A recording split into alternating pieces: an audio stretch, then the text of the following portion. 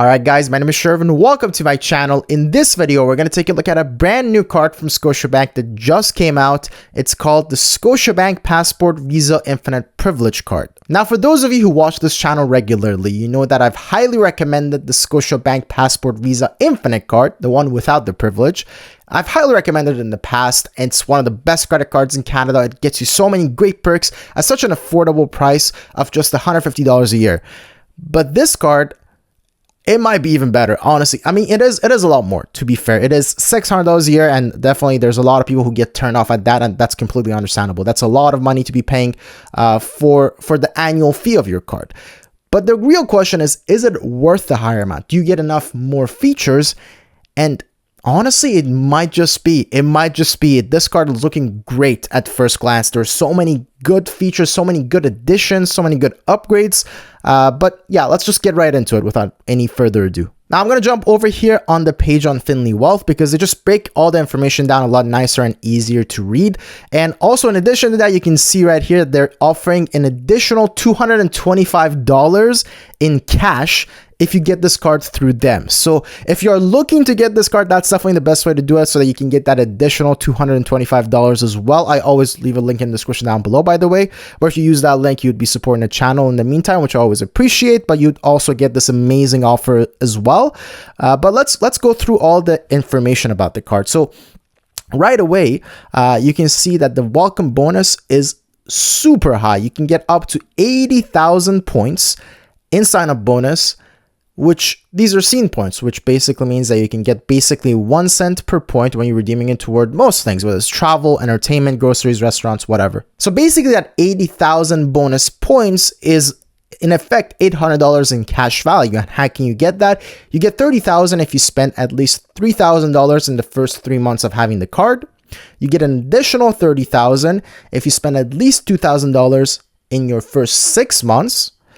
And then you get an additional 20,000 when you make at least one eligible purchase after the 14th month of having the card. But what about the features of the card? Now for that, I actually want to jump over here because it's a lot easier to see the side-by-side with the Visa Infinite card because you can kind of see where the improvements have been made and where it differs from the previous card. Now, of course, the amount of cash rebate you get from Finley Wealth is higher and the sign-up bonus, as we just looked at it, is higher. But what about the features? Now, when you look at the coverages, you can already see how much improvement there is from the Visa Infinite card to the Visa Infinite Privilege card. Now, of course, this is not the only upgrades that have been made to the card. There are a lot of new features and a lot of better features, but we'll get to those in a second. Let's just go through these. We got lost or stolen baggage up to $1,000 with the Visa Infinite card. That goes up to $2,500. Baggage delay, again, was $1,000. It's the same here. It's $1,000. We got car rental damage or theft was up to $65,000. Over here, it's $85,000, so it's a little bit higher. Not that crazy. Travel accident is the same. Extended warranty. So with the Visa Infinite card, you got a 1-year extended warranty.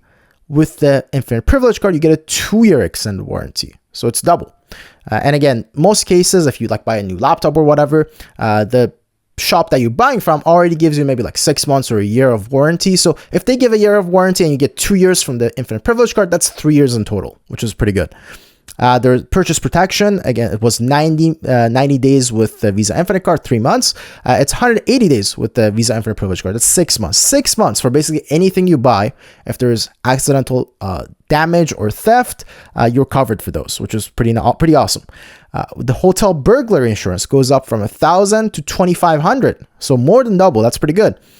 Emergency out-of-province medical insurance. It was $2 million with the Visa Infinite card. It's $5 million, and it's up to 31 days, right? So if you travel for up to a month, a full month, you're still covered, right? So it's a little bit longer. This one was also pretty good, I'm not gonna lie, because most cards offer maybe like 2 weeks or something like that. So 25 days was already pretty good, but you get even more with the Infinite Privilege card. Emergency medical over 65 is also higher. Trip cancellation goes from $1,500 per person to $2,500 per person. Trip interruption goes up from $2,500, it gets doubled basically, it goes up to $5,000. Flight delay goes up from 500 to 1,000. So again, doubled. But this is the important one, mobile device insurance. Now, this is one of the key features that was missing on the Visa Infinite card. If you've seen my 4-hour video where I went over every single card in Canada, that was one of the things I mentioned about the Visa Infinite card. I was like, I wish they had this mobile device insurance because so many other amazing cards have this feature. Well, they are bringing it here with the Visa Infinite Privilege card. Now, I guess I wish this was $1,500 because there are a couple of cards in this area in the $600-$700 range that get you $1,500 on mobile device insurance. So I wish they offered $1,500, but still $1,000 is much better than nothing. So I'm happy they at least added it to here. But of course, the main reason why you get these passport cards is the no foreign transaction fee, which is still here. You don't get any foreign transaction fee on your purchases, but this is there's no changes been made from the Passport Visa Infinite to the Passport Visa Infinite Privilege. It's the same, but that amazing feature that we all love is still here, is my point. We got even more access to airport lounges with the Visa Infinite card. You had 6 free complimentary visits with the Dragon Pass, but here you have 10 free complimentary visits with the Dragon Pass. And of course, that's a little bit better, but I don't know if that's like such a huge improvement or so many people, because I mean, are there really that many people that use more than 6 but less than 10? Like, I feel like if you travel so much that 6 is not enough for you, you probably need like something like the Platinum card, because you probably go to like 20 a year or something like that, right? So in those cases, I'm not sure if that's super helpful for most people, but maybe for some people that just barely go over the 6, this can be helpful as well. We got the Avis higher status as well, but look at these. This is the amazing part here. So the card does cost more, but it gets you $250 back every year on travel credits. So the $600 that you're paying over here, really, you're getting $250 right back every single year. And this is not just for the first year, this is every year. You get $250 right back with your travel credit. So really out of pocket, if you use that travel credit, if you're someone who travels every year, at least for a little bit, at least like somewhere, then that means that you're really only spending $350 a year on the card out of pocket, because you're getting $250 back right away with the travel credit, which is pretty nice. And also you got some benefits with the priority travel. This is stuff like dedicated security and taxi lane, valet, stuff like that at select Canadian airports. So this is probably just mostly like Toronto and maybe like 1 or 2 others. But yeah, this is probably not the biggest deal ever, but it's still nice to have. It's not that big a deal. The income requirements are quite a bit higher though. The income requirements, so obviously the annual fee is higher. It's from $150 to $600. The income requirement, now you need to be making at least $150,000 a year personal income, or at least $200,000 a year household. So this right away means that only like the top 5% of people can get it or something like that, right? Not every single person can get this. Whereas the Infinite card was a lot more accessible at $60,000 personal income or $100,000 household income. So you know who you are, right? If you are someone who has this income and does travel enough for it to be worth it, this is definitely a card that you want to be taking a look at. If not, then definitely you can still go for the Passport Visa Infinite card. You still get that amazing no foreign transaction fee feature. You still get 6 airport lounge visits a year, which should be enough for most people. It shouldn't be you shouldn't be like running out of passes. But yeah, and you do have some nice welcome bonuses for the Visa Infinite card as well. Like you do have basically it's 30,000 and 10,000. That's 40,000 that you can get on the Visa Infinite card. So about half the welcome bonus of the Visa Infinite Privilege card. And you also still get a decent amount of cash rebate. Now it's usually $100, but until the end of May, it's $150 from Finley Wealth. So you may want to take a look at that as well. I'll leave a link to the Visa Infinite card as well for those who maybe can't quite get the Infinite Privilege card. But here's where it gets really interesting, the rewards, right? So the scene points are worth about, again, 1 cent per point. So they're not the most valuable points.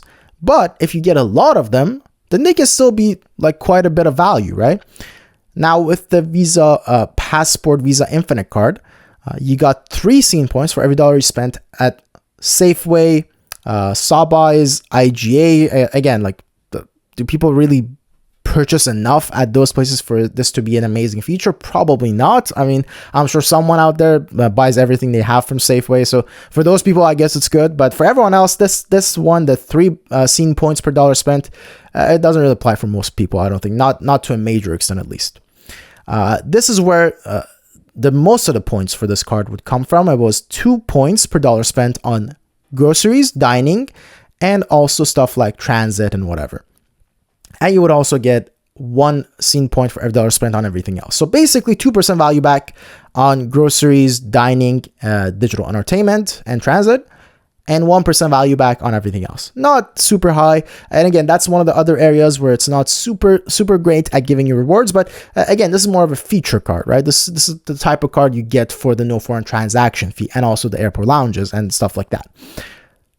But here, the Visa Infinite Privilege card, they tried to also add quite a bit of rewards to it as well, which is actually very nice to see. So what they get you with the Visa Infinite Privilege card is that you get 3 points per dollar spent on travel and an additional $3 or 3 points per dollar spent when you book it through Scene Plus Travel, which is powered by Expedia.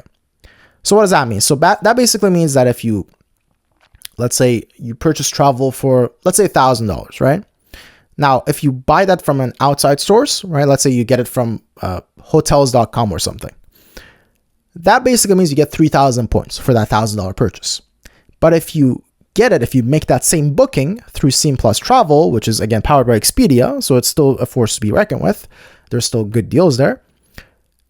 If you spend the same $1,000, you get basically double. You get 6,000 scene points, which is a lot better, right? That means that you're basically getting 6% value back on the amount that you're spending on travel. That's pretty good. 6%. Now we're talking. Now we're in business, right? None of this 2% value back, none of that. 6%. Now we're talking. So that basically means this is one of the better, honestly, might be one of the best travel cards out there, because there are not too many travel cards that get you a super high cashback rate on, or cash value rate on travel. There are some that get you quite a bit. Like, for example, the Platinum card gets you 2 points per dollar spent on travel. And if you do it through Amex Travel, you get an additional point. So that one will be 3 Amex points per dollar spent. And again, Amex points, depending on how you redeem them, you could redeem them at about 2 cents per point. So that one would probably be around 6%, but that's the Platinum card. That card is $800 a year to own, right? This one's $600. That card gets you $200 in travel credit. This one gets you $250 in travel credit. And the Platinum card doesn't get you the no foreign transaction fee. You still have to pay the 2% or whatever it is for every foreign transaction. Whereas here, you don't have to do that either. So honestly, this might be one of the best, if not the best, premium travel cards in Canada, which is awesome to see. I'm really glad that Scotiabank is actually doubling down on the Passport card, because the Passport Visa Infinite card is a very popular card, very good card. For specific uses, it's absolutely perfect. So if we can have a high-end version of that, and reasonably high-end, it's not just like it's more premium, it just costs more but barely gets you more features. No, it's actually giving you significant more features. The travel credit, you have much higher rewards rates, you have much better coverages. So overall, it's looking pretty good. I'm liking the sound of it. You get 2 scene points for every dollar spent on dining and entertainment. So this is similar to the Visa Infinite card. You had 2 points per dollar spent on groceries, dining, and entertainment. You have the same pretty much here. You have dining and entertainment. So I guess not groceries, I suppose. That's kind of weird. Why not include groceries here? But I guess that's, if you're, I guess, that rich, you don't buy groceries. Is that implication? I don't know. But you also get 1 scene point for every dollar spent on everything else, right? Very standard. So, what do we make of this card?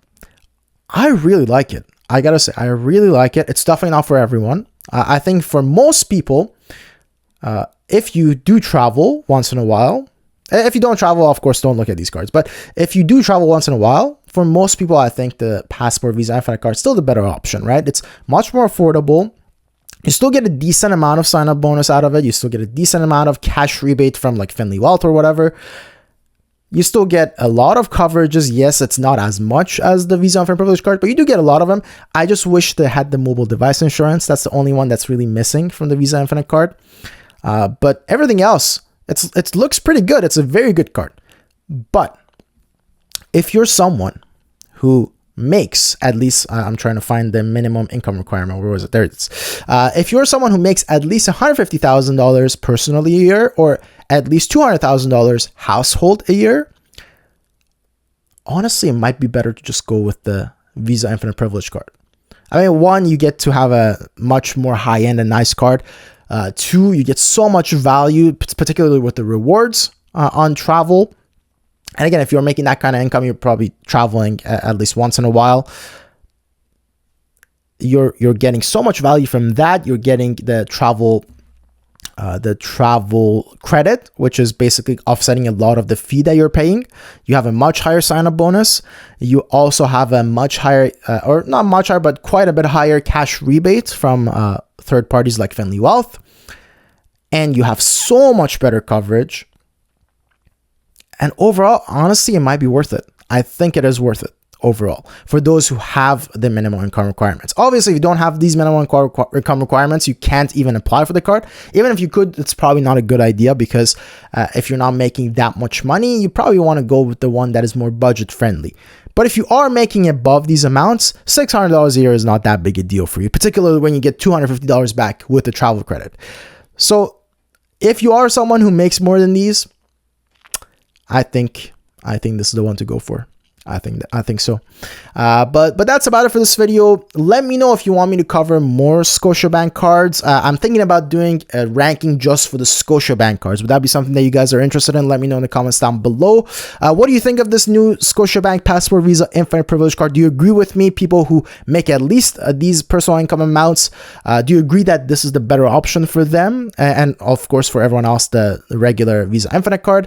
What are your thoughts on it? Let me know in the comments down below. As always, if you want to get these cards, I do have the referral links down in the description below. If you use those links, you're supporting the channel in the meantime, which I always appreciate. And you also get the additional cash rebates as well. And with all that said, thank you guys so much for watching, and I will see you in the next video. Cheers.